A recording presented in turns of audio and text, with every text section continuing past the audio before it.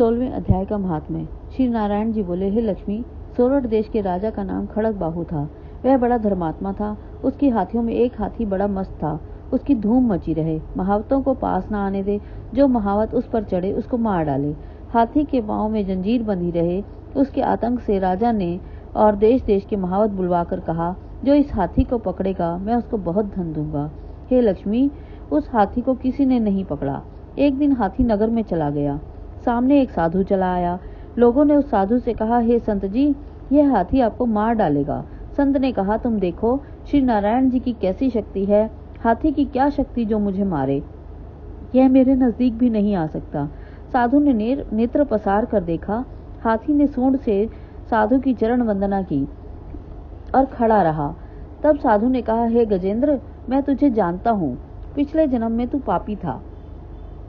मैं तेरा उद्धार करूंगा, चिंता मत कर। हाथी बारंबार चरण छूता, माथा नवाता था। लोगों ने देखकर राजा को खबर की। राजा भी वहां आया। देखा कि हाथी साधु के आगे खड़ा है। अब साधु ने कहा, अरे गजेंद्र, तू आगे आ। हाथी ने आगे हो चरण वंदना की। उस गीता पाठी संत ने कमंडल से जल लेकर कहा, गीता के 16वें अध्याय का फल इस हाथी को दिया। इतना कह जल छिड़कने से हाथी की देह छोड़ देव पाई। विमान पर चढ़कर वैकुंठ को गया। राजा ने संत को दंडवत प्रणाम किया और कहा, संत जी, आपने कौन सा मंत्र कहा जिससे इस अधम सुखदायक को सद्गति प्राप्त हुई। संत ने कहा, मैंने गीता के 16वें अध्याय का फल इसको दिया है, जिसका मैं नित्य ही पाठ करता हूँ। राजा ने पूछा, हाथी पिछले जन्म में कौन था। साधु ने कहा, हे राजन, यह पिछले जन्म में एक साधु का बालक था। गुरु ने इसको विद्या पढ़ाई। यह बड़ा पंडित हुआ। वह साधु तीर्थ यात्रा को गया। पीछे इसकी बहुत प्रसिद्धि हुई। अच्छे अच्छे सत्संगी इसके दर्शन को आते। 12 वर्ष पीछे गुरु जी आए। वे अति नम्र थे। यह बड़े समाज में बैठा था।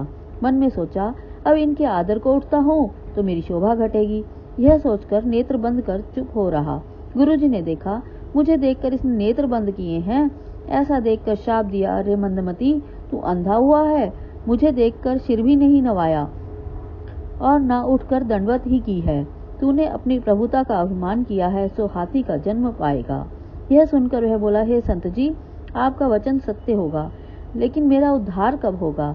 गुरु जी को दया आई और कहा, जब कोई गीता के 16वें अध्याय के पाठ का फल संकल्प करके तुझे देगा, तब तेरा उद्धार होगा। यह सुनकर राजा ने भी पाठ सीखा और अपने पुत्र को राज्य देकर आप तप करने चला गया। वन में जाकर वह 16वें अध्याय का पाठ नित्य करता था।